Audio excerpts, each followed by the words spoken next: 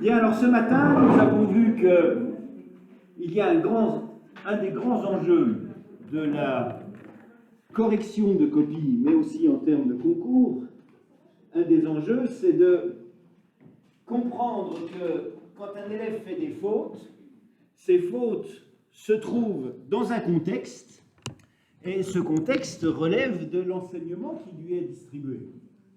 Autrement dit, il y a des fautes qui relèvent plutôt d'un élément précis qu'on évalue, qui s'inscrit dans une séquence, et puis il y a des fautes qui sont les fautes habituelles du français, liées à la maîtrise de la langue. Et que ce qui vous est demandé donc à vous, c'est cette capacité à juger de la nature de la faute.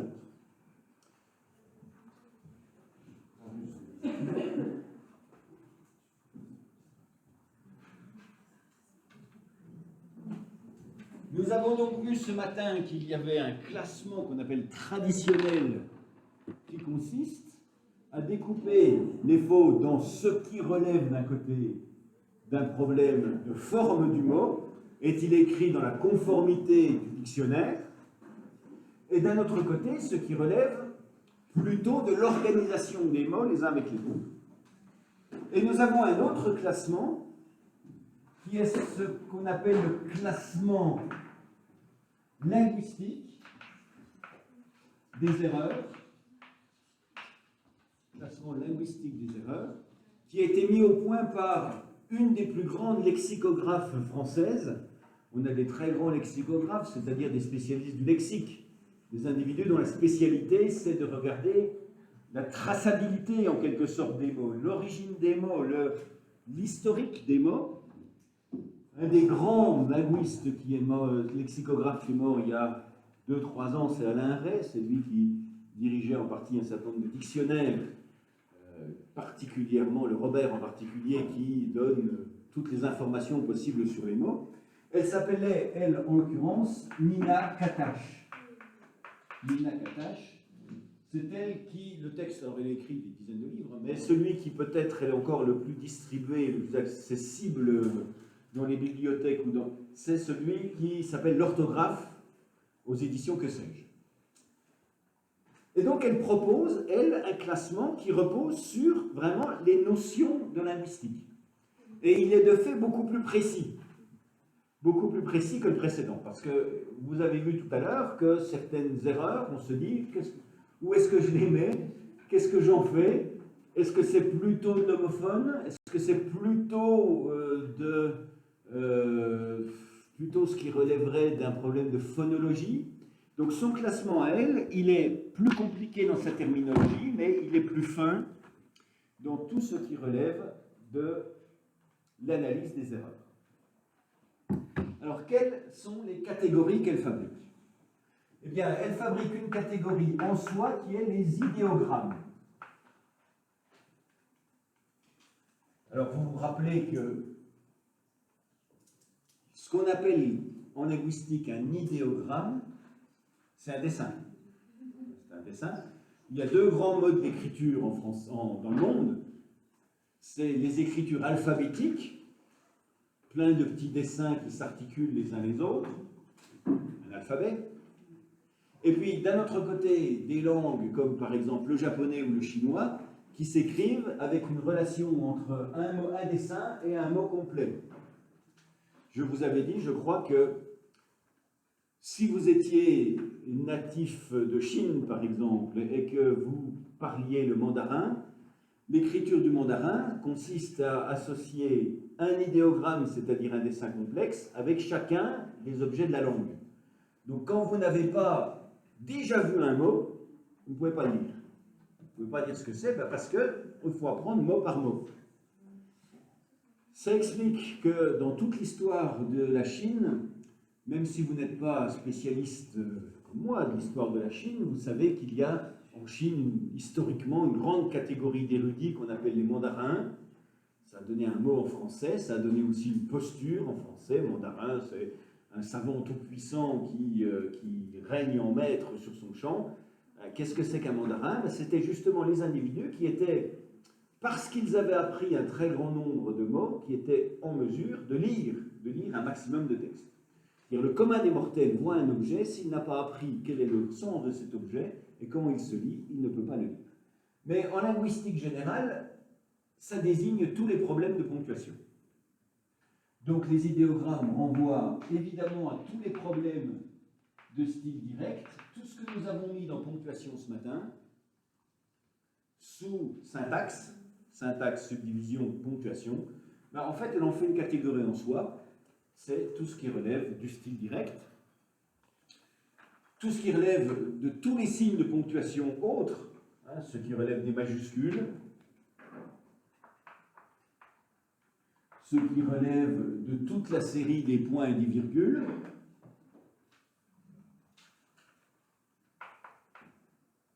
point, virgule. Il y avait par exemple, je mets virgule aussi, parce qu'il y a un point virgule, donc il y a virgule aussi. Les points, un point, deux points, trois petits points, point virgule. Bon, quand est-ce qu'on utilise ces différents objets-là? Et se rappeler que la majuscule, c'est un signe de ponctuation, de même que les alinéas, le fait qu'on va à la ligne ou pas à certains moments.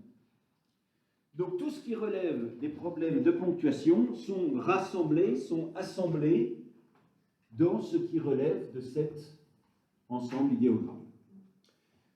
Elle a un autre, dans son classement, elle a un autre mot, c'est les traits d'union. Simplement, les traits d'union sont d'un usage de moins en moins courant. Donc il y a des éléments, évidemment, qui ont des traits d'union. Je vous rappelle, par exemple, dans la question, quand on a un « il a », « a-t-il », le T est nécessairement entouré de points de traits d'union.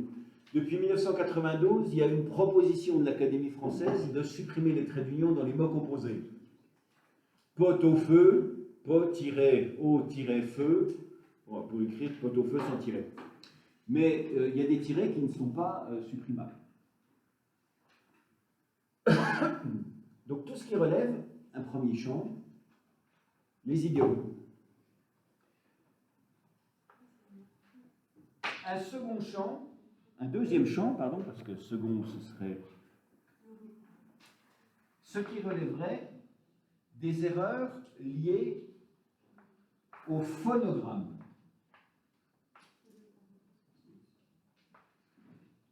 Gramme, c'est l'écriture, phono, l'écriture des sons, tout ce qui relève de l'écriture des sons. Et là, elle fait une distinction qui est, justement, elle fait une catégorie de ce que je vous disais en surplus, c'est-à-dire dans quelle mesure est-ce que cette modification de la prononciation, elle a des incidences sur morphologie, syntaxe. Ben, elle considère, Néla Katash, qu'il faut faire une catégorie en soi, parce que c'est un type de remédiation en soi. Où y a-t-il des mots qui ont, alors, et là, deux petites subdivisions. Une première subdivision, donc l'écriture des sons, qui sont avec évidemment incidence, sur la prononciation. Alors ça, c'est la catégorie essentielle, avec incidence sur la prononciation, qui modifie la prononciation. Qu'est-ce que ça peut être? Eh bien, ça peut être un château, un château. C'est il passe et visite le village que nous avons eu tout à l'heure. Modification, donc, de la prononciation. Ça peut être un affichage avec un J à la place du che. Mais il y a aussi des cas qu'elle considère comme sans incidence véritable sur la prononciation. C'est quand, vous voyez, on écrit le son, mais dans sa forme qui n'est pas justement conforme. Ça veut dire que, par exemple, on écrit un 1 dans toutes les façons qu'on pourrait le faire. On écrit lapin, AIN, ou lapin, UN, ou lapin, EIN. Le son, écriture des sons. Les sons, ils peuvent avoir une multiplication d'écriture. Un même son, un même phonème peut avoir plusieurs graphèmes. Ben, quand on se trompe dans le graphème, donc on va faire un lapin avec ces versions-là, A-I-N, U-N, E-I-N. Quelle est la nature du problème? Ben, l'élève ne sait pas comment écrire le son. Mais il n'empêche que ça ne change pas la prononciation. Un que parfois les étudiants, quand je n'insistais pas lourdement là-dessus, faisaient, c'était langage avec un U. Ben, il n'y a pas besoin du U. G1, ça fait K. Donc, langage, si vous mettez un U, ça ne change pas la prononciation sans le U. Donc, le son G, qu'on écrive G ou GU, c'est possible, mais il faut savoir quand et quand ne pas le faire. Donc, comment on écrit les sons? Ben, ça a des incidences directes sur la prononciation ou ça n'a pas d'incidence directe. Par exemple, ici, on aurait eu dans cette sans incidence, on aurait sans doute eu le même ce matin. Même, ben oui, même ou même. Pour faire un et, il y a plusieurs solutions.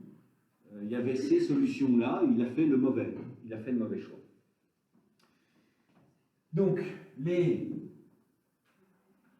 ponctuations, l'écriture des sons. Une catégorie qui n'apparaissait pas du tout, c'est les écritures à problème calligraphique. C'est toutes les lettres mal faites. Toutes les lettres mal faites. Vous voyez, vous faites un P dans lequel la petite queue n'est pas au bon endroit. Vous faites des M qui ont 4 petits ponts. Quand les élèves ils apprennent à écrire, ils font mal les lettres. Donc il y en a plein partout. Problème calligraphique, c'est la mauvaise fréquentation des lettres, la mauvaise écriture des lettres. Donc qu'est-ce qu'on proposera aux élèves? De refaire des lignes d'écriture. Donc ça, c'est un problème un petit peu typique du CP quand même. Alors, grande section de maternelle, mais aussi CP.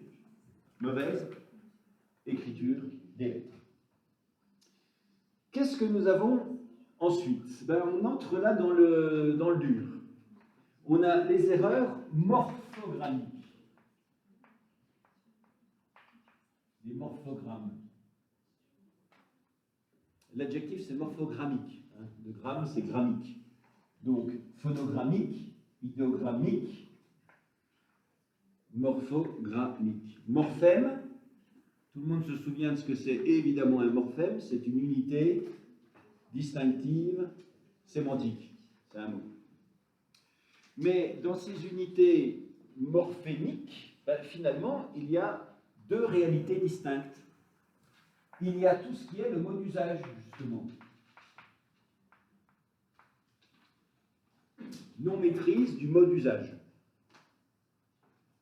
Tout l'orthographe d'usage qu'on avait mis sur morphologie, c'est des morphogrammes lexicaux. Je vais une petite subdivision ici. Morphogrammes, ils sont lexicaux.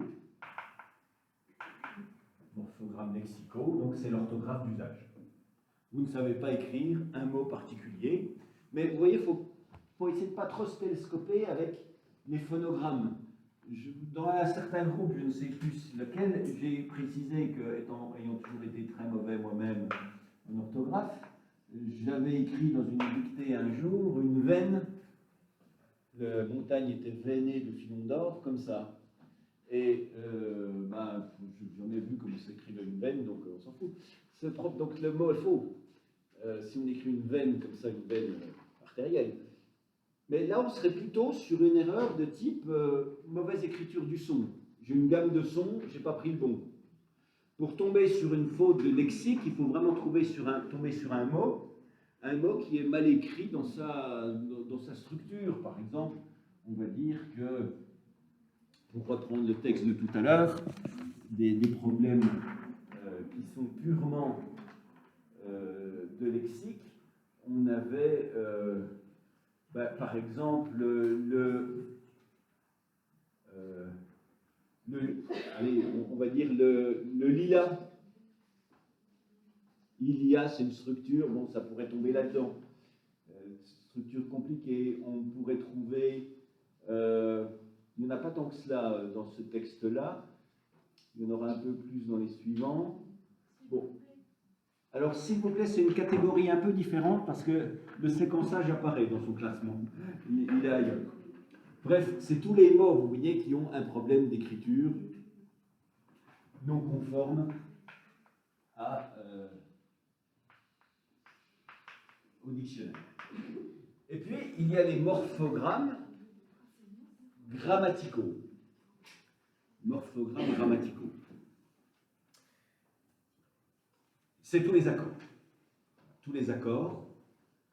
Vous vous souvenez, mais c'était il y a très longtemps, puisque c'était mon premier cours du semestre 1, que dans les morphèmes, il y a les noms, mais il y a aussi toutes les marques grammaticales qui portent un sens.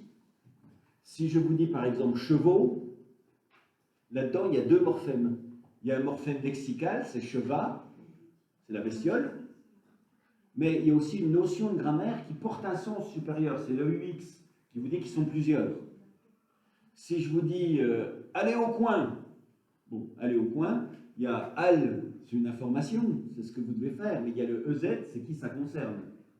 C'est la seconde personne du pluriel.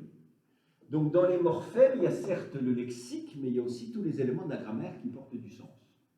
Donc morphogrammes grammaticaux, c'est tous les accords. Ce qui veut dire que la syntaxe dans sa globalité, elle est là-dedans. Elle est dans les morphogrammes grammaticaux. Oui. Voilà, quelque chose comme ça, lettre. Par contre, quand il manque le S, on le mettra dans grammatical. Qu'est-ce que nous avons encore? Exact.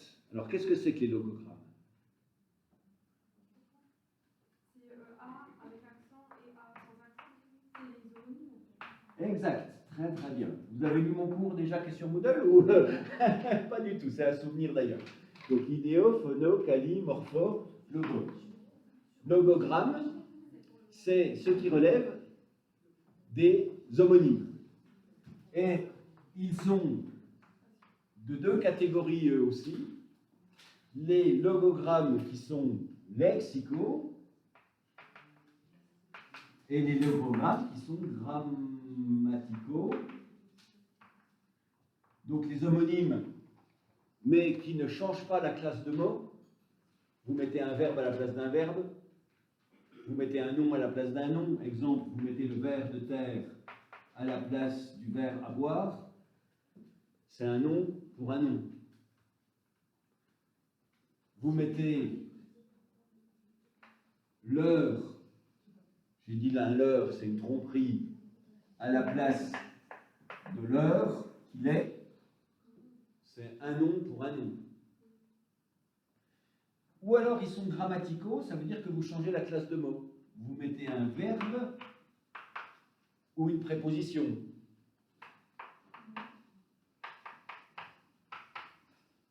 Une conjonction de coordination à la place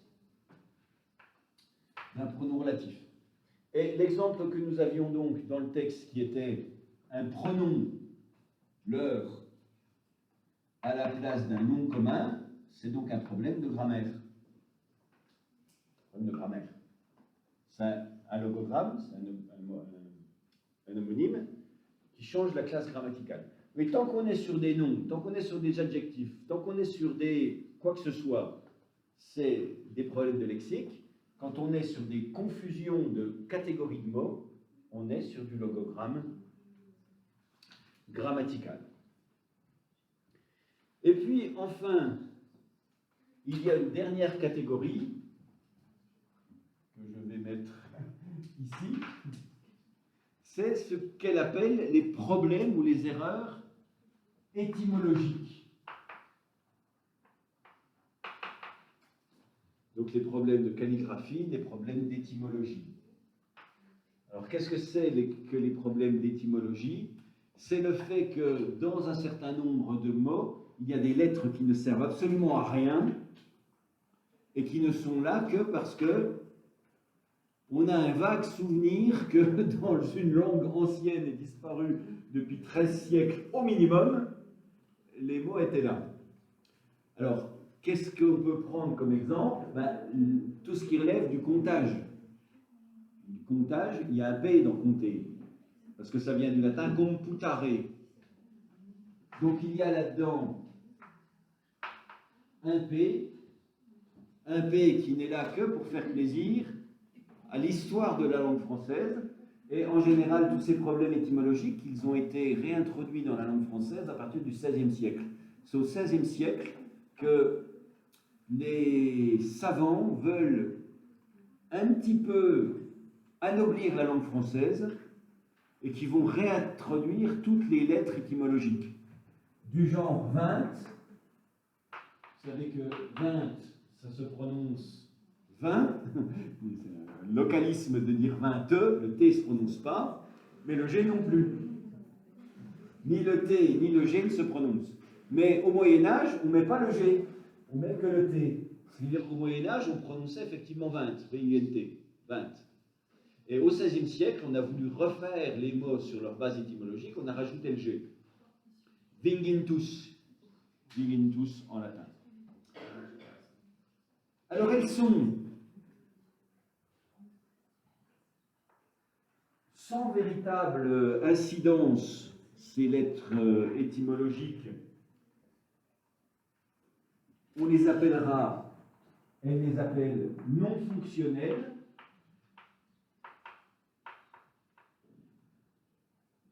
En gros, elles ne servent à rien du tout.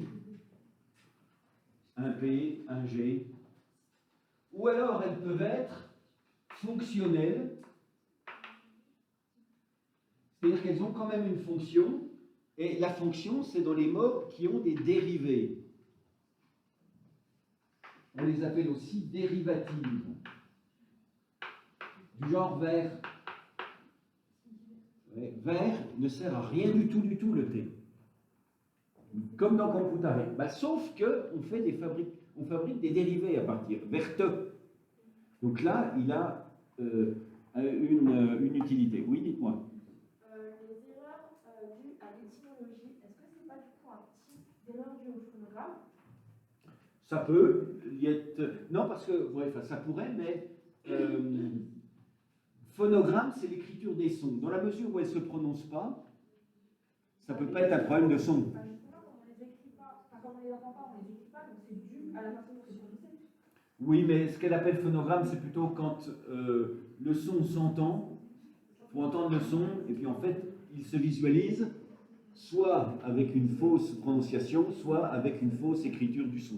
Là, c'est vraiment des lettres muettes, on va dire que c'est des lettres muettes, des lettres étymologiques, des lettres muettes qui n'ont aucun intérêt, non fonctionnel, ou alors qui, à la rigueur, ont un intérêt dans le dérivé. Et je crois que vous avoir déjà dit, donner des exemples, vert, ça fait quand même verdâtre, et pas vertâtre, c'est pas un T, c'est un D, donc vous voyez qu'il y a une limite quand même à la dérivation. Florent, mon propre prénom, se féminise en Florence, avec un C, et non pas en Florente, ce qui aurait été une possibilité aussi. Donc il y a une limite aux lettres dérivatives. Exemple de lettres dérivatives, c'est par exemple tous les AND. Marchand, le D ne sert à rien du tout, sauf à faire marchand de marchandises, etc. Effectivement. Les lettres dérivatives, donc elles sont liées en général à l'étymologie, et elles n'ont pas d'utilité. Alors, on va essayer de regarder un autre texte, on ne va pas reprendre celui de ce matin, un autre texte, et puis de voir comment on le traiterait. Alors, on va prendre le petit deuxième, le chat de mer. Il y a des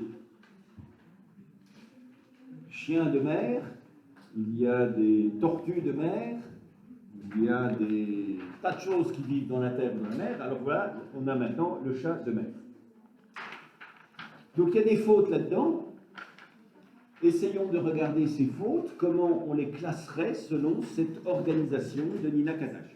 Je suppose quand même qu'entre midi, ce matin et midi, vous n'avez pas perdu mes feuilles, au cas où qui les a oubliées chez soi.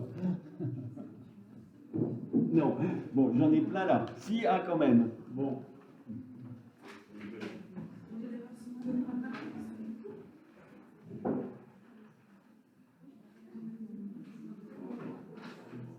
J'en ai d'autres, hein, ne restez pas sans document.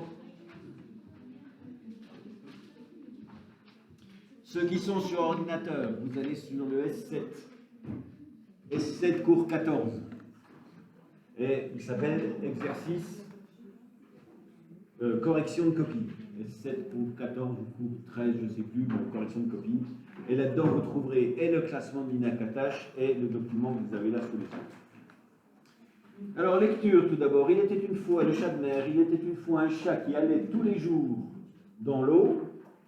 Il voulait aller jusqu'au volcan où habitait le monstre, mais arrivé au volcan, il fallait monter sur de gros cailloux. Il voulait y aller car sa mère, la chatte, était prisonnière. Un jour, il arriva au volcan. À peine avait-il touché le volcan qu'il était bleu. Si je m'intéressais à la cohésion, c'est-à-dire ce qu'on fera la semaine prochaine, quel est le genre de ce texte? C'est un récit. À l'évidence, c'est un récit, puisqu'il y a un personnage à qui il arrive tout un ensemble d'aventures. Et c'est d'autant plus un récit qu'il est à l'imparfait. Il est à l'imparfait, donc c'est des actions du passé. Alors après, imparfait, passé simple, il arriva. Après, est-ce que les temps sont toujours de meilleur effet? C'est ce qu'on va se demander. Il était une fois un chat qui allait tous les jours dans l'eau. Donc vous avez repéré qu'il y avait une faute ici. Exactement, c'est tout. Tout, c'est un déterminant indéfini qui peut entrer en composition avec un article.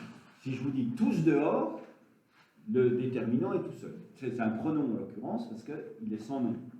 Il fonctionne tout seul. Tout enfant non accompagné sera gna gna gna. Tout enfant, tout plus enfant, déterminant plus nom. Et là c'est un pluriel, donc on a tout le, tout te là, tous les, et quand c'est tous les, ben, il faut un SO. Donc quelle est la nature du problème? Ce n'est pas un problème qui est un problème d'inexistence du mot. Il existe le mot. C'est une invention du mot. Et il s'écrit comme ça. Donc en l'occurrence, dans le précédent classement, on mettrait ça en syntaxe accord. Parce que tous, ça existe. Simplement, ce n'est pas le bon tout, toutes, T-O-U-S, ce n'est pas le bon tout qui a été choisi, lié aux accords. Donc en l'occurrence, c'est un problème d'accord, donc les problèmes d'accord, ils sont de morphogramme. Est-ce que c'est un mot mal écrit? Non. Son problème, il vient de la grammaire. C'est le mauvais accord de tout. Alors, dans cette subdivision qu'on pourrait faire des morphogrammes grammaticaux, qu'est-ce qu'il y a? Il y a tous les problèmes, évidemment, déterminant non, c'est le cas ici, déterminant non, le chevaux, la chien, déterminant non, déterminant non adjectif, la grenouille vert,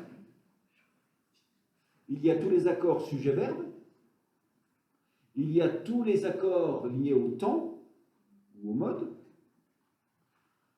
tout ce qui et il y a aussi ce qui relèverait aussi de la structure de phrase.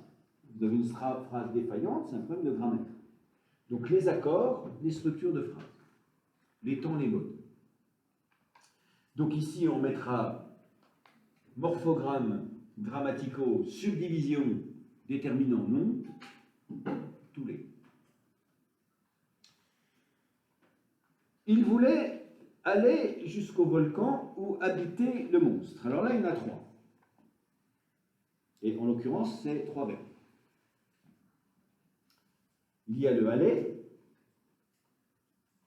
il y a le habiter, et il y a le ou. Donc ce n'est pas 3 verbes, c'est 2 verbes plus 1. Alors le ou, le plus simple à traiter, où sont les homonymes sous syntaxe dans le précédent classement? Ici, ils sont dans les logogrammes, et comme c'est une distinction entre un ou pronom relatif et un ou conjonction de coordination, c'est 2 classes de mots différentes, il est ici. Voilà, il est là, c'est un logogramme grammatical.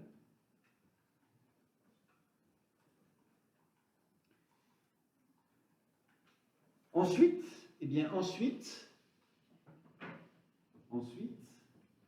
il faut se dire que nous avons confusion sur les temps et les modes. Et plus exactement, entre les temps et les modes. Pourquoi? Qu'est-ce qu'il nous faut comme verbe dans sa graphie normale qui voulait aller? Aller, c'est-à-dire un infinitif. Et vous savez pourquoi? Parce que je vous l'ai déjà répété ce matin, c'est quand 2 verbes se suivent, le deuxième est complément d'objet direct du premier. Je veux partir, je veux quoi? Partir. Je veux dormir, je veux quoi? Dormir. Je souhaite manger, je souhaite quoi? Manger. Donc ici, il voulait quoi? Aller. Donc le deuxième, il est COD. Donc quand on a besoin d'un verbe COD, on le met à l'infinitif. Donc c'est une confusion entre l'imparfait et l'infinitif. Et pour le suivant, où habiter le monstre, c'est une confusion entre le participe passé, habiter, et l'imparfait. Donc on pourrait le mettre dans morphogrammes grammaticaux, confusion de temps, ce que je viens de dire. Confusion entre un infinitif et un imparfait, confusion entre un participe passé et un imparfait. Mais il y a peut-être une autre manière de l'envisager qui serait un problème de morphogramme avec incidence sur la prononciation.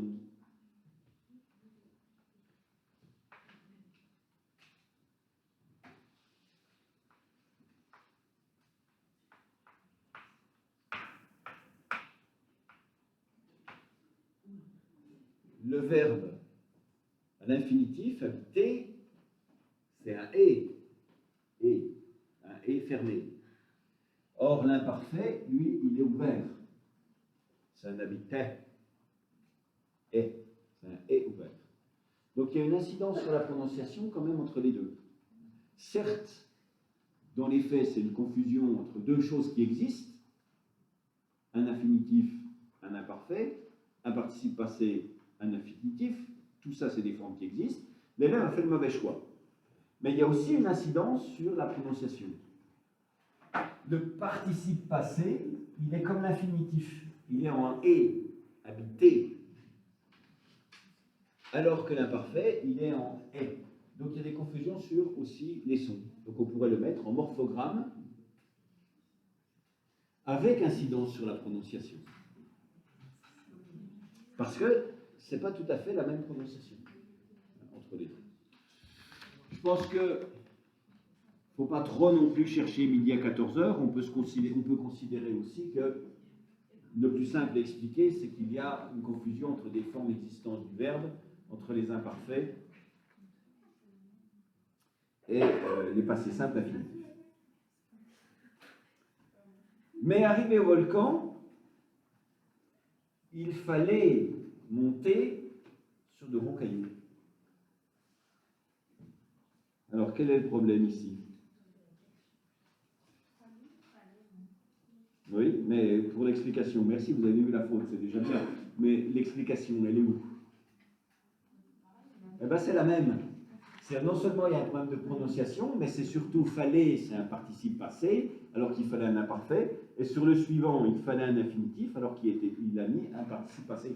Donc c'est vraiment, il y a une confusion assez générale sur les modes. Infinitif, indicatif, imparfait, participe passé, il faut faire un travail là-dessus. Alors en plus, vous avez raison de le faire remarquer, c'est-à-dire que fallait, ça n'existe pas. Ça n'existe pas. Alors du coup, mon explication pour fallait, elle ne marche pas. Effectivement, c'est que nous avons un problème sur plutôt un morphogramme lexical, je dirais. C'est-à-dire que c'est une forme de mot qui n'existe pas. Il fallait. Alors, soit on le met là, le mot n'existe pas, morphogramme lexical, le mot n'existe pas. Soit on le met dans les problèmes grammaticaux, c'est-à-dire que c'est la mauvaise conjugaison du groupe de verbes. C'est une conjugaison du premier groupe, d'un verbe du premier groupe, or falloir, c'est du troisième groupe. Donc soit vous le laissez en morphogrammes grammaticaux, mais là c'est une confusion donc de conjugaison, soit vous dites le mot n'existe pas, c'est un problème lexical.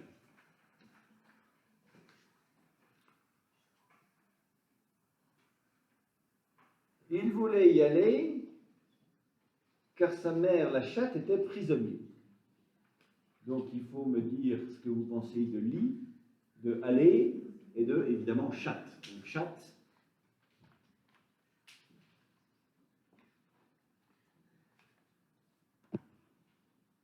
Où est-ce qu'il est notre chatte? Il lui manque un T, hein, vous avez bien vu qu'il lui manque un T. Chatte.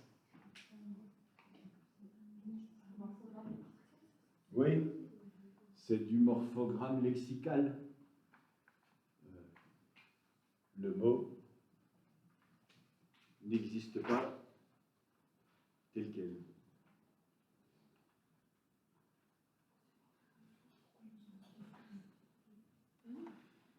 C'est pas la bonne feuille. Il voulait lit. Alors lit, allez. Oui, dites-moi.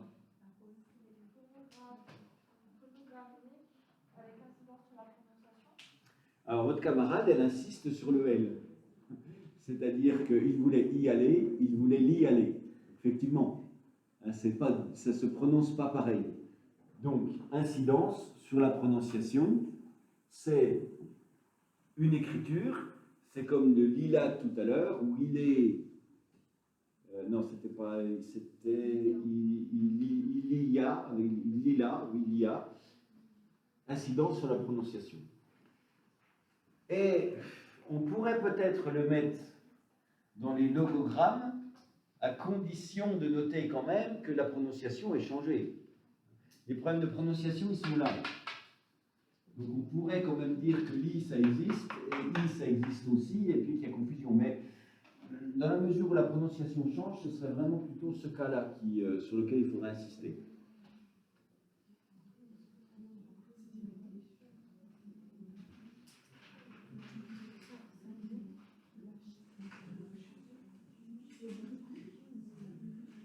Aller, toujours le même principe. Il voulait quoi? Aller, c'est un COD, c'est un infinitif. Confusion du participe passé et de l'infinitif. Vous voyez, ces histoires de classement, ça permet véritablement de faire émerger ce dont l'élève il a besoin. L'élève, pour l'instant, il a besoin de quoi? D'aller voir dans le dictionnaire comment ça s'écrit. Ça va pas, c'est pas une transformation de sa vie importante ou de son mode d'écriture. C'est pas quand même fondamentalement important. Par contre, ce dont il a besoin, c'est vraiment qu'on lui fasse un cours sur les différences qu'il y a entre les modes. Les modes, ça, il en a besoin. Le participe passé à toutes les sauces, non. À peine avait-il touché le volcan qu'il était bleu. Alors, je ne peux pas dire exactement s'il était bleu, c'est une bonne formulation. Il faut penser qu'il se transforme en quelque chose de bleu, c'est sans doute ça, mais il n'empêche qu'il y a trois problèmes. Il y a trois problèmes qui s'expriment avant. Il y a un problème sur peine, et je crois que je l'ai mis quelque part, peine. Oui, non, c'est pas peine, mais c'est même. Oui, comment on fait le « et » de peine? Comment on fait le « et » de peine? Ben, on a plein de choix. On peut faire peine comme ça, comme dans une porte, le peine de la porte. Vous savez, c'est la partie en fer qui entre dans le tour de porte pour pouvoir maintenir la porte. Donc le peine. On peut le faire un peine Comme ça, si un télescope avec l'anglais, on peut faire un pen comme ça, et là ça ne veut rien dire. Ça n'existe pas, mais enfin bref, il y a toutes sortes de manières de faire le et. Et l'élève a choisi la mauvaise forme pour faire le et. Donc on le mettra dans phonogrammes qui n'ont pas d'incidence sur la prononciation.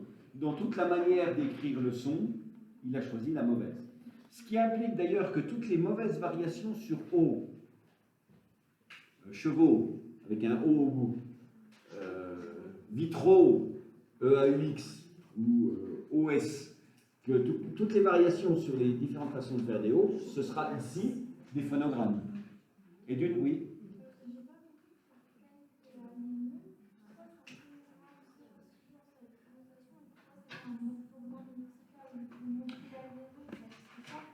Ben, parce que cela, il n'existe pas. Mais la nature du problème, c'est que l'élève, il entend quelque chose. Il entend un son. Et que dans la langue française, il y a tout un ensemble de modalités pour écrire ce son. Et il fait donc le mauvais choix dans l'écriture du son. Donc l'élève, il tient un raisonnement. Et ce raisonnement, c'est j'entends le son, donc je dois écrire le son. Et là, la langue française étant compliquée, il fait le mauvais choix dans une liste d'écriture du même son. Et donc on fait une catégorie qui s'appelle les phonogrammes sans incidence. Il a écrit le mauvais son. Non, il a repéré le bon son. Il a repéré le bon son, mais il l'a écrit avec le mauvais choix d'écriture de ce son-là. Alors que dans les morphogrammes lexicaux, c'est plutôt des cas dans lesquels l'élève s'est trompé dans la graphie du mot. Il n'avait pas plusieurs choix, il n'a pas pris le mauvais choix, c'est qu'il a écrit par exemple dans chat, bon ben, il y avait deux T, ça c'est, il faut savoir qu'il y a deux T. Il ne s'est pas dit comment je vais faire le te, je vais en mettre un, je vais en mettre deux, bon, il a écrit un seul T. Ça implique par exemple que toutes les variations sur ce, par exemple, elles seront dans les phonogrammes sans incidence. L'élève a écrit un CCD à la place d'un S, il a écrit un T, ou alors un S à la place du T dans les mots anciens. Comment j'écris le son? Mais la question que je me pose dans les phonogrammes sans incidence, c'est je dois restituer un son, quelle option vais-je prendre? Et l'élève prend la mauvaise option. Donc ça n'a pas d'incidence sur la prononciation, puisqu'il écrit le son, mais ça a une incidence sur l'écriture. C'est vraiment tous les problèmes liés à l'écriture des sons que l'on trouve ici. Et puis, il y en a un dernier qui est diodéogramme ici.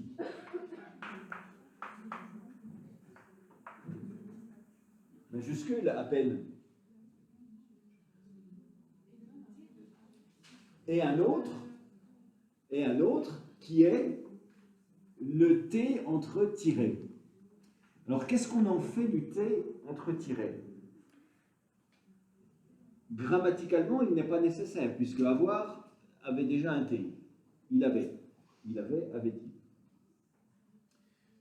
Donc, il a rajouté en fait une lettre qui fait un son qui était déjà là. Il fait un ajout de son qui n'avait pas besoin d'être là.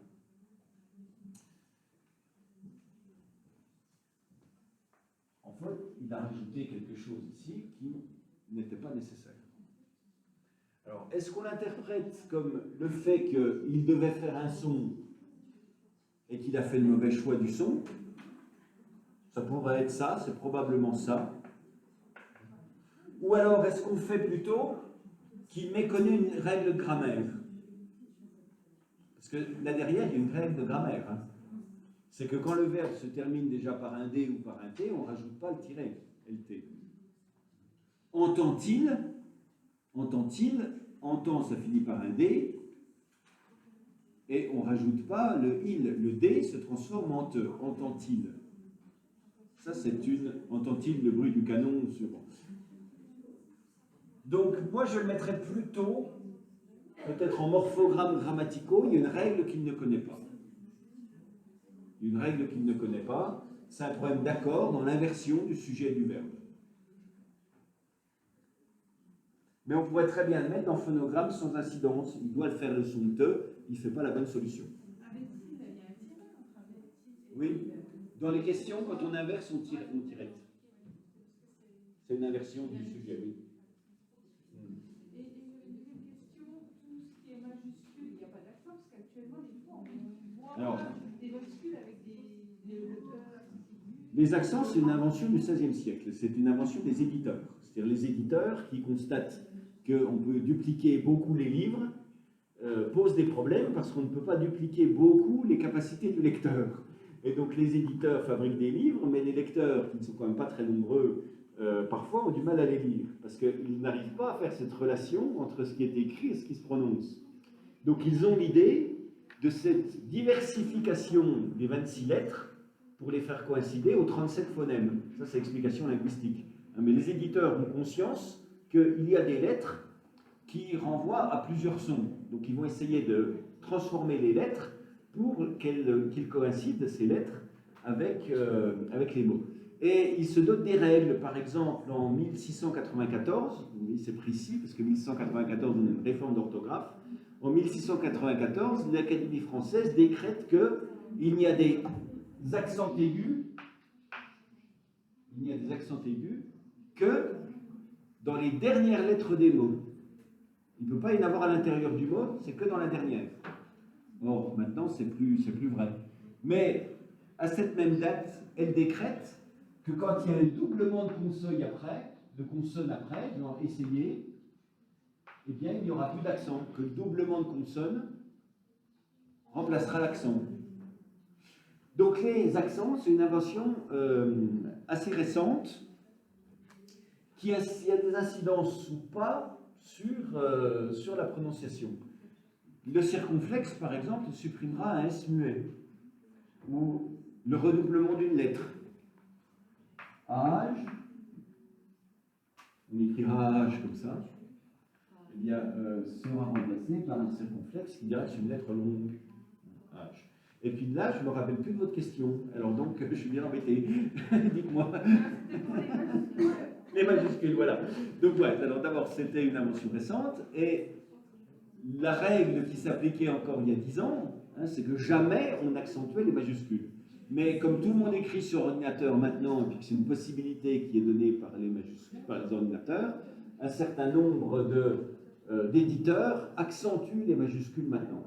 Mais voilà, moi je n'accentue jamais les majuscules, c'est pour ça que je l'ai mis comme ça, le A. La majuscule, c'est la lettre majuscule de base telle qu'elle apparaît dans l'alphabet. Donc théoriquement, mais posez la question quand même par écrit de conscience à votre directeur de mémoire s'il n'a pas un avis sur la question.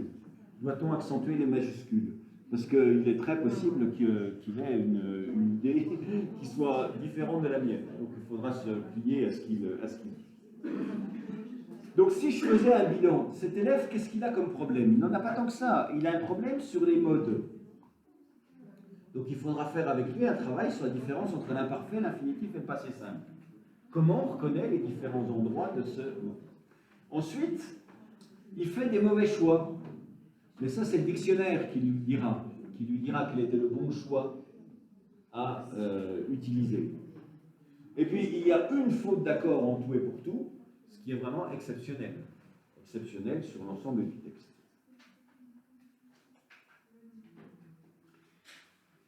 Alors maintenant, on va regarder le monsieur qui construisait des voitures. Ici. Donc, deuxième colonne, texte du bas.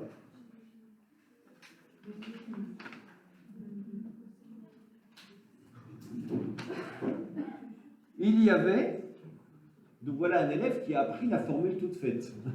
Il y avait, il y aura, lui il n'a pas eu besoin, le i, il le maîtrise. Il y avait un monsieur qui construisait des voitures. Un jour, il décida de construire un robot qu'il l'appela Croque-Note parce qu'il mangeait il mangeait de tout. Croque-Note, il mange de tout. Point. Le lendemain, il l'amena à l'école. En classe, il chantait des notes. La maîtresse n'était pas contente Alors elle le met à la porte, mais il n'arrête jamais de chanter. Alors les autres se mirent à chanter. Heureusement, c'est l'heure des parents. À la maison, il faisait ses devoirs. Ses devoirs étaient d'écrire un texte et au lieu d'écrire un texte, il écrivait des notes. Le lendemain, à l'école, il fallait montrer son texte. Quand il a montré sa feuille, le maître était furieuse. La maître était furieuse. Bon, alors là, il y a du boulot. Hein. Qu'est-ce qu'elle fout, la maîtresse? Ben, elle était furieuse. Justement. Première phrase. Je vous laisse tout seul.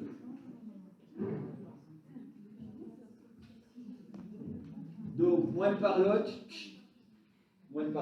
et plus de classement. Première phrase, il y a 1, 2, 3, 4, 5.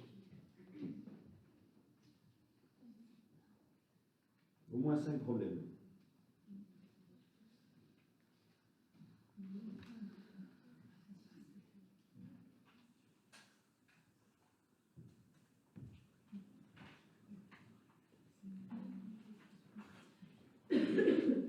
Allez, mouillez ça.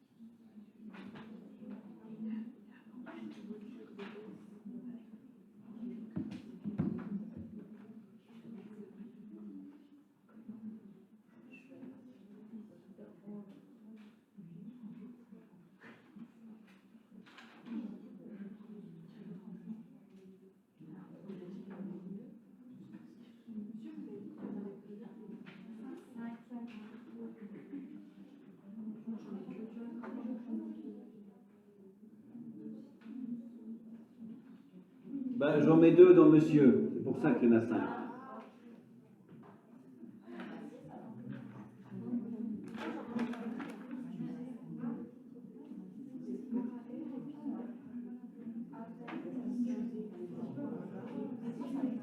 Ouais, ça dépend ce qu'on lit exactement dans Construisez. Comment Construisez. Alors s'il y a construisez, il en manque un bout, il y en a encore un peu plus. Oui.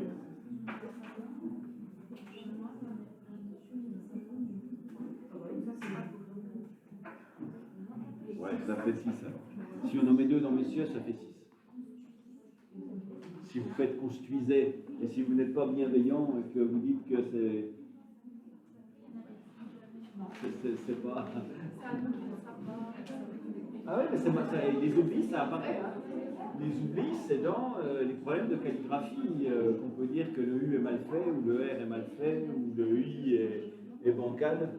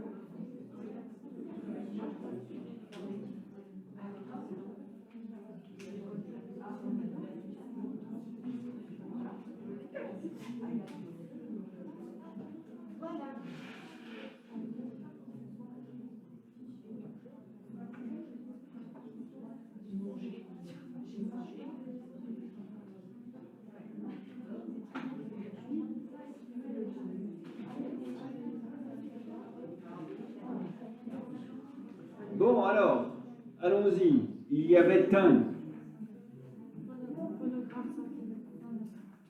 Alors, tout à l'heure, on a hésité sur le T en plus. Est-ce que c'est l'écriture d'un son et il a mal fait le choix, et il y avait un, c'est sans incidence sur la prononciation. Est-ce que pour faire le te, il a décidé, le son te, il a décidé de faire ça, avec et au bout til, ou est-ce que c'est une règle de grammaire qu'il ne maîtrise pas? Morphogramme grammatical, il y a une règle que te, avec une voyelle après, ça fait une liaison en til. L'un ou l'autre, mais en tout cas, on va lui expliquer qu'il y a quand même une règle de grammaire à un moment donné qui préside le avait et qu'il n'y a pas besoin de remultiplier le te. Soit, même principe que dans le texte précédent, soit vous mettez ça dans morphogrammes grammaticaux, il y a une règle qui ne connaît pas, c'est une liaison, ou dans phonogramme avec sans incidence sur la prononciation, avec til, il a choisi de faire un son te, mais ce son te, il l'a fait avec un doublement du te qui n'était pas nécessaire. Alors ensuite, on a monsieur. Alors pourquoi j'en fais deux dans monsieur? Ben, alors, si on prend ce qu'il a écrit, il a écrit M, E, il écrit mesure. Il écrit mesure. Donc mesure, bon, là il y aura un problème de phono. Et pourquoi le Z, le se ne se prononce évidemment se? À cause du fait que là c'est une consonne et là une voyelle, donc le S se prononce se. Donc quelle est la nature du problème? Il y a un problème de phonologie par rapport à ce qu'il a écrit. Et s'il avait écrit après tout monsieur, on dirait, bon, il y a un problème qui serait de phonogramme sans incidence, c'est-à-dire qu'il cherche le son E. Il cherche le son E, et puis il est rationnel, c'est-à-dire qu'il ne peut pas imaginer que ON, ça se prononce E. Qui peut imaginer que ON se prononce E? Personne. C'est un des rares cas. Donc, monsieur, là, il aurait géré, vous voyez, il aurait géré le problème du ze. Mais il ne l'a pas géré. Il ne l'a pas géré. Donc, il y a un problème de prononciation. Donc, il y a un problème qui est celui-là. Donc, mauvais choix dans l'écriture du E. Mauvais choix dans l'écriture du E. Donc, plusieurs écritures du E, sans incidence sur la prononciation, phonogramme sans incidence. Comment fait-on un E en français? Il a mis un E. Ben, pas de chance, c'était pas le bon dans ce coup-là. Et puis, ben, j'en mettrai finalement un autre par conséquence, qui est celui du S, qui fabrique le son yeux. Et là, c'est problématique parce qu'en fait, il n'y a qu'un seul S dans le mot. Donc, on compte faux dans son mot le fait qu'il n'y a qu'un seul S alors qu'il n'y en a qu'un. Il est un peu emmerdé. Parce que dans sa logique à lui, c'est faux. Le son se est faux. Dans la logique du mot, il est vrai, mais dans sa logique à lui, il est faux, le se. Dans les faits, comment on va résoudre ce problème? Eh bien, on va lui apprendre le mot en entier. Morphogramme lexical, en gros, il ne connaît pas l'écriture du mot. C'est comme ça que je le corrigerai. Je lui dirai, il y a un problème de monsieur, ça s'écrit comme ça. Et je n'expliquerai pas que... Mais si on veut analyser la nature du problème grammatical, la nature du problème, c'est des problèmes plutôt d'écriture des sons. Plutôt d'écriture des sons. Donc c'est plutôt du phono. Il y a des choix, il y a des possibilités pour écrire les différents sons et il ne prend pas les bonnes.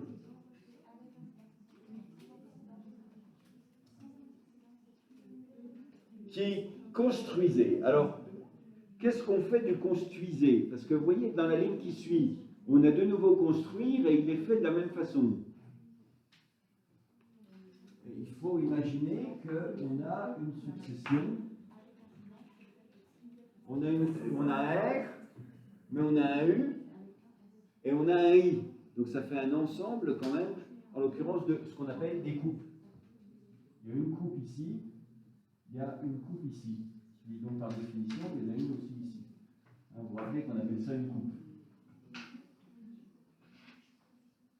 Donc il y en a trois. Il y en a trois d'affilée. Les deux fois, en gros, on a l'impression que le R saute. Alors soit on considérera qu'à tous les coups, c'est un problème d'absence d'un son. Il manque le son. Il est écrit comme tout à l'heure, dicteur. Le dicteur a dit, il manque une syllabe. Le directeur, voilà, directeur.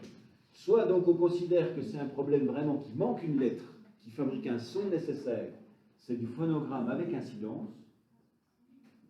Soit on considère qu'il sait mal écrire les trois coupes qui suivent. Et donc là, ce serait plutôt du problème de calligraphie. Il faut bien distinguer qu'il y a un R ici, qui est suivi par un U ici, et puis que ça ne se résume pas donc à simplement deux avec un accent.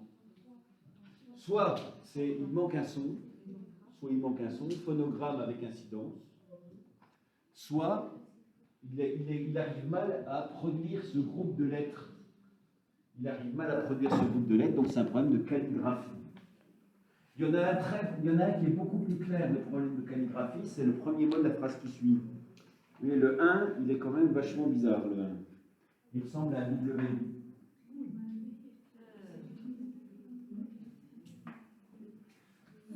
Je veux bien que les majuscules, ce ne soient pas d'une simplicité extrême à la main, mais là, ça fait quand même plutôt W. Donc là, je mettrais un problème de calligraphie. Vous voyez, c'est la croche, enfin, bref, au bout du compte, c'est mal écrit. Donc le 1, il sera plus directement dans les problèmes de calligraphie. Mais je suis à construisez maintenant. Il y a un autre problème sur construisez, vous voyez, c'est encore la confusion grammaticale des participes passés et des imparfaits. En fait, tous les temps et modes qui finissent par « et », les élèves n'y comprennent rien. C'est bien normal parce qu'on a du mal aussi des fois à se poser la question. Les ER, les « et », participes passés, les ER infinitifs, les AIT, confusion, morphogramme grammatical sur la terminaison, donc confusion entre le participe passé et l'infinitif. Pardon, entre le participe passé et l'imparfait. Morphogramme grammatical subdivision temps, temps mode.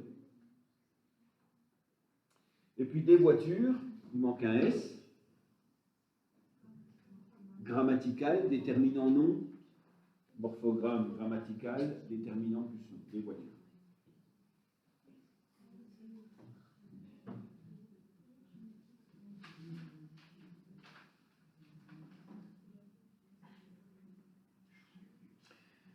Alors ensuite, une très grande phrase pleine de fautes. Un jour, il décida de construire un robot qu'il l'appela Croque-Note parce qu'il mangeait de tout point. Donc il y a un problème qui émerge ici, c'est celui des idéogrammes. Vous voyez que le principe point majuscule lui pose un petit peu problème, ça sera assez récurrent. Il ne met pas assez de points et il ne met pas les majuscules qui vont. Donc il faudra retravailler point majuscule. À la fin de la phrase, donc, entre tout et le lendemain. Mais c'est que la cerise sur le gâteau, parce qu'avant, on en a quelques-uns. Alors, ce texte, il est intéressant parce qu'il couvre pratiquement tout. Trouvez-moi là-dedans un problème qui est un problème de lettres dérivatives. Étymologie dérivative. Yes? Vous n'avez pas laissé beaucoup de temps à vos camarades pour chercher. Hein? Robot. Robotique. Robotique. Donc robot. Il y a un T. Et ce T, il ne sert à rien du tout. Il ne sert à rien du tout, sauf à fabriquer les dérivés robotiques. Donc, c'est une lettre qui est là pour fabriquer des dérivés, et elle est liée à l'étymologie. De tête, comme ça, c'est un mot qui a été inventé dans les années 20 par un auteur tchèque, robot.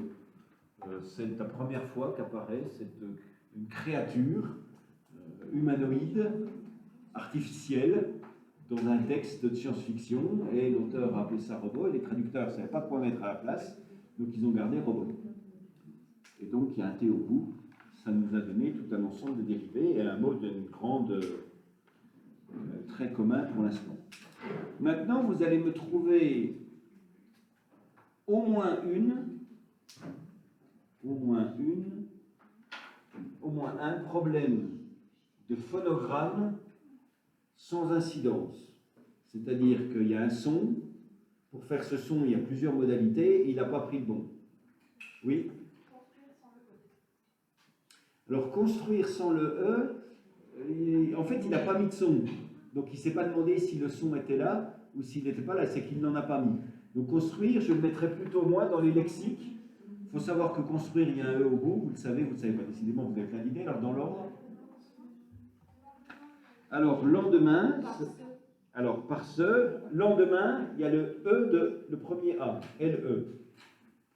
Comment on fait le AN? Il y a plein de solutions en français pour faire. Il y a EN ou il y a AM. Il y a EM ou il y a AM. Et il a choisi le mauvais. Pareil pour le main. Le main, ben, c'est pas celle-là, c'est pas cette main-là. C'est un autre main, c'est un autre 1.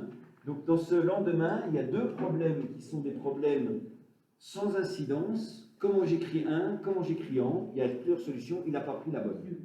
Pour le construire, je mettrais plutôt, vous voyez, il ne sait pas que construire, il y a un E au bout. Et a priori, je ne sais pas si je le savais moi-même, ou si je le savais, je le faisais automatiquement. Et il y a parce que, bien aussi parce que, le parce, c'est un C, mais ça pourrait très bien être un S. Ça pourrait très bien être cette formule-là. Comment je vais faire le son ce? Il fait le mauvais choix. Et dans le parce que, il y a un autre problème qu'il me semble voir, c'est un problème de séquençage. J'ai l'impression que le par, ce et le que sont attachés. Parce que. Et donc les problèmes de séquençage, ils sont où déjà? Ils sont dans les phonogrammes. Non, ils sont plutôt dans les calligrammes. Vérification, je ne sais plus. Attendez, je vous retrouve les séquençages. Ils sont dans les calligrammes, oui, c'est les problèmes de calligraphie, selon le classement de Nakatash. C'est-à-dire qu'en gros, ce n'est pas une suite de sons qui sont agglutinés, c'est que dans l'écriture, la calligraphie normalisée, il faut faire des espaces. Donc les séquençages, je les mets dans calligraphie.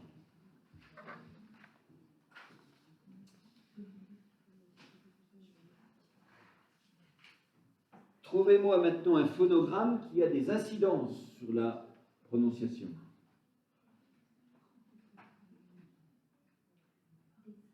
Désida, oui, très bien. Désida, Désida. Mauvais choix de l'écriture du son, c'est des sida. Bon, il faut 2 S. Au minimum 2 S. Si vous voulez faire le se.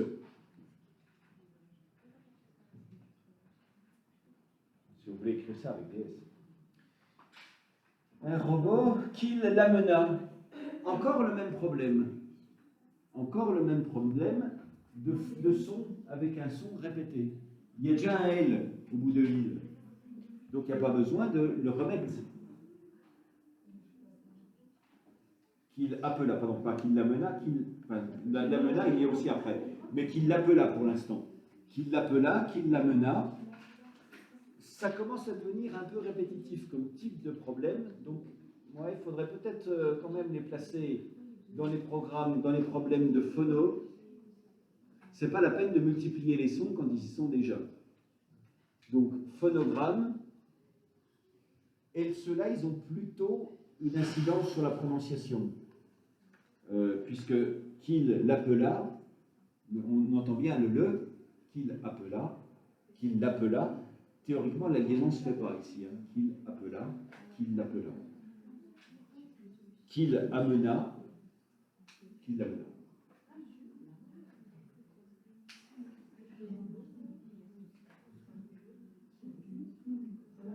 Donc le l'appela et l'amena après, c'est un problème de phonologie. Le son y est déjà. Mais simplement là, on l'entend. On entend vraiment le L apostrophe qui rajoute. Donc je dirais qu'il y a un problème de phonogramme avec incidence.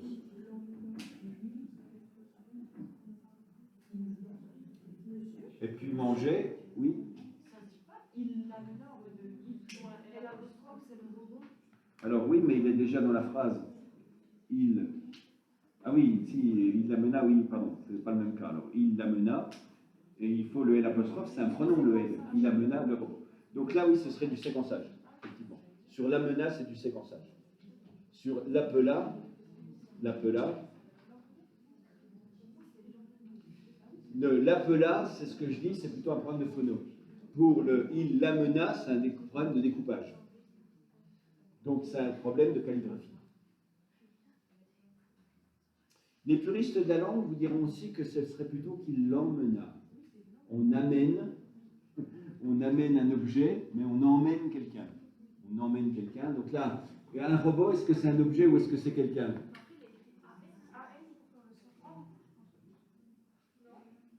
Ouais, si, oui, vous auriez raison. Moi, je mets...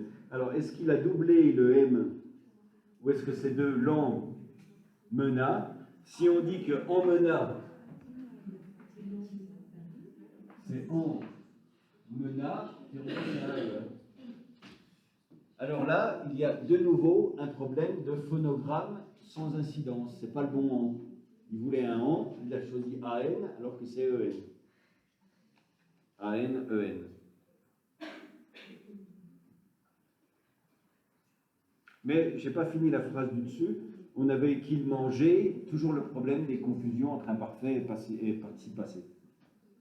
De tout, point L majuscule, lendemain je l'ai déjà traité. Il l'amena, donc là il y a un problème de séquençage pour le L apostrophe.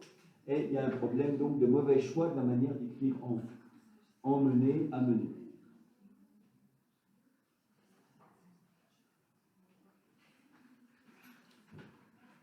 À l'école, point en classe, il chantait des notes. Il faudrait un point au bout de notes, parce qu'après on part sur autre chose. Donc il chantait confusion avec un imparfait, toujours pareil, passé simple imparfait, des notes, accords dans le groupe nominal, morphogrammes grammaticaux,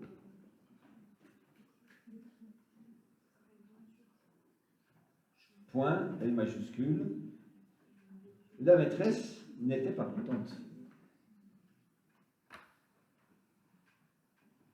On a un problème sur IT.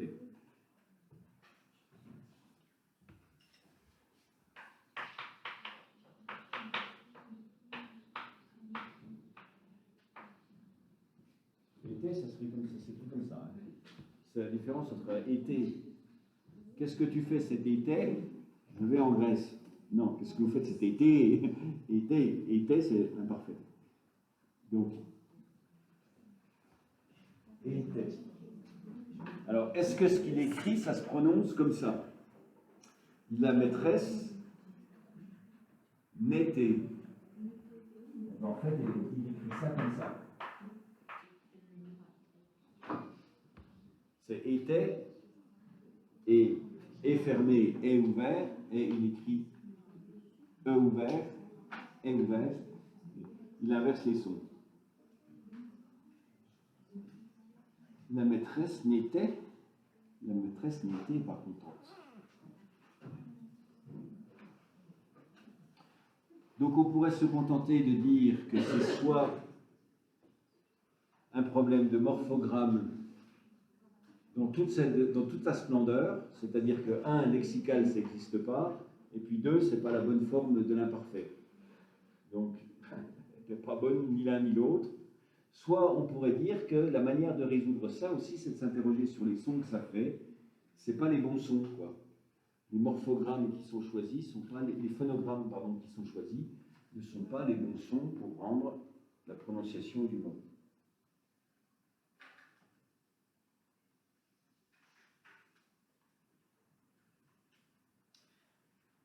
On aurait mis un point, la maîtresse n'était pas contente, virgule, alors elle le mettait à la porte, mais il n'arrêtait jamais de chanter. Point. Il y a trop de alors. Donc je vous laisse faire tout seul de la maîtresse n'était pas contente de le faire, alors elle le mettait à la porte, mais il n'arrêtait jamais de chanter. 5 minutes pour faire ça tout seul.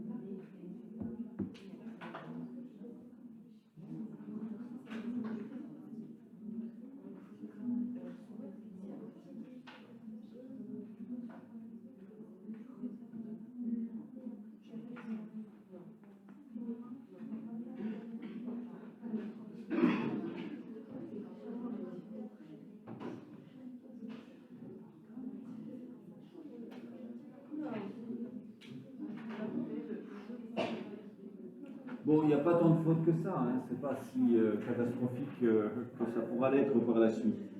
Alors, à quoi sert le S de alors? À rien du tout, rien du tout. Donc, soit vous me dites que c'est un morphogramme lexical, il ne sait pas écrire alors, et puis on a réglé le problème. Ou alors, vous avez une idée sur quelle est l'étymologie d'alors, et puis si dans le alors en question, il y a un S. Donc, on va plutôt le mettre dans lexical, il y a S, et il ne sert à rien. Voilà. Donc, morphogramme lexical, alors ça se finit par un S. Alors, et le méta à la porte. Alors, un très simple à régler, c'est la porte. Parce que dans le problème, dans le classement de Nina Katash, quand un mot est mal coupé, c'est du calligraphe.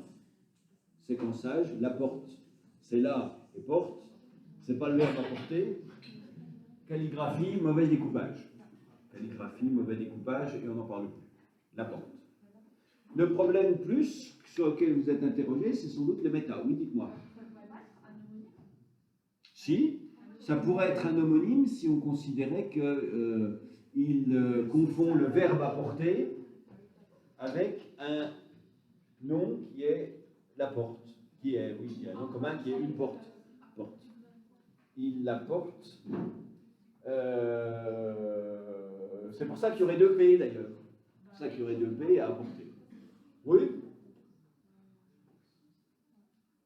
C'est plus simple de lui expliquer quand même qu'il a mal coupé le truc. Donc, le classement, oui, les classements, après, ils sont à justifier. Donc, vous pouvez me justifier qu'effectivement, apporte existence sous cette forme-là, c'est un verbe, il l'a mal utilisé, ou alors vous pouvez me justifier qu'il a mal coupé, et puis qu'il a mis le L apostrophe, le A, pardon, du déterminant avec le nom. Le méta. Alors, le méta, c'est assez simple, c'est une forme verbale qui n'existe pas. Une forme verbale qui n'existe pas. Donc, le mot n'existe pas, c'est dans le morphogramme. Le mot qui n'existe pas. Et soit vous me dites le mot n'existe pas, c'est dans le lexique, soit vous me dites c'est une confusion avec les verbes du premier groupe, comme on dit par exemple il disa.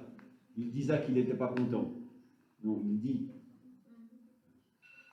C'est plutôt lexical, on va dire, sans s'ennuyer, le mot n'existe pas, c'est pas misa, le méta, c'est ilmi. Mais, comme on fait le son est, il fait un choix, mais c'est pas le bon choix. Et ça a quand même une petite incidence sur la prononciation, puisque c'est l'éternelle infernance, mais c'est un est ouvert, alors que celui qui l'a écrit, c'est un e fermé. Mais. Mes affaires, MES, mes affaires, c'est un E fermé. Mais, c'est pas un E, mes affaires. Donc, bon, on va le mettre dans les photogrammes sans incidence ou avec incidence, l'un des deux. Enfin, voilà, j'ai fait le mauvais choix du son. Il n'arrêtait. Il y a deux problèmes en fait dans arrêter. Il y en a un que vous avez vu, c'est qu'il fallait un imparfait, mais il y a aussi un problème de circonflexe. Problème de circonflexe. Donc, le problème de circonflexe, ce sera de l'idéogramme, la ponctuation. Ponctuation et circonflexe. Non, pas. Où est-ce qu'on mettrait là? Où est-ce qu'on mettrait là, le circonflexe? Non, plutôt dans les quoi? Dans les. Qu'est-ce qu'on en ferait des circonflexes, les accents? Ouais, allez, on va le mettre dans le lexical. Lexical, il y a un accent circonflexe. Oui, dites-moi.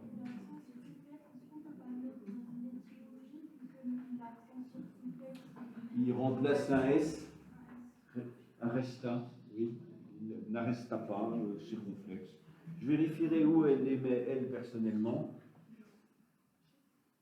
Mais dans la mesure où c'est effectivement une lettre qui disparaît, comme je vous ai expliqué tout à l'heure, on pourrait effectivement le mettre dans les lettres, dans les problèmes d'étymologie. Il y a une lettre qui était là, qui n'est plus là, et c'est la conséquence avec le circonflexe. En tout cas, il fallait voir qu'il y avait un problème sur le circonflexe aussi. Et puis chanter, il faut ER. C'est l'éternel, groupe nominal, groupe prépositionnel, préposition qui entraîne un infinitif. Cette règle-là, personne ne la connaît, cette règle-là. Il y a que moi qui la connais, cette règle. Bon, donc il n'arrêtait jamais de chanter ER parce que c'est un groupe prépositionnel. Donc ER. Alors les autres se mirent à chanter. Alors, même principe, j'y reviens pas. Les autres,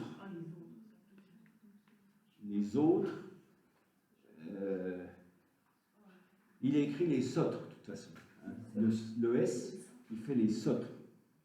Ou les sautres, si vous préférez. Mais le S, il fait ça, il ne fait pas ze là-dedans. Hein. Ensuite, il faudrait un S, et puis il faudrait un AU. Donc, il y a le problème du S, qui est différent du ze. Il y a un problème de phonogramme sans incidence qui est le fait que O pourrait se rendre par deux graphèmes, deux séries de graphèmes O ou AU, il a fait le mauvais choix. Et puis il y a un problème d'accord. Les autres, de toute façon, quelle que soit la manière dont on l'écrit, il faudra un SO, un morphogramme grammatical. Autre, c'est un pronom. C'est un pronom. Qui est un pronom parce qu'il remplace élève.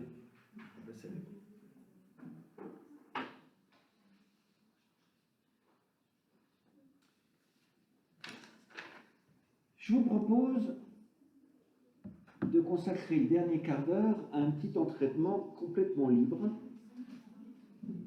sur un texte qui n'est pas très très difficile. On arrête celui-là, je le reprendrai la fin de celui-là. On va prendre le dernier en haut à droite. Le dernier en haut à droite, il y a un titre, le petit chien qui ne savait pas aboyer, et puis là on a un premier paragraphe. Deux paragraphes. Il était une fois un, alors là je ne sais pas ce qu'il y a marqué, mais petit chien qui ne savait pas aboyer. Un jour, il rencontra un chat, il essaya d'aboyer, nif nif, non mif mif, il n'y arrivait pas, il essaya encore une fois, mif mif mif, il se disa, tant pis, je laisse tomber. Vous prenez une feuille, vous mettez votre nom pour que ce soit plus simple, votre prénom, n'importe quoi, puis vous essayez de me faire le classement du Nakata avec ce qu'il y a là-dedans. Donc vous essayez de me dire ça, c'est un problème de telle sorte, vous classez. Il faut que vous entraîniez en situation réelle d'examen, donc voilà, moi un petit quart d'heure. Vous avez un quart d'heure pour essayer de m'analyser les problèmes qui sont là-dessus.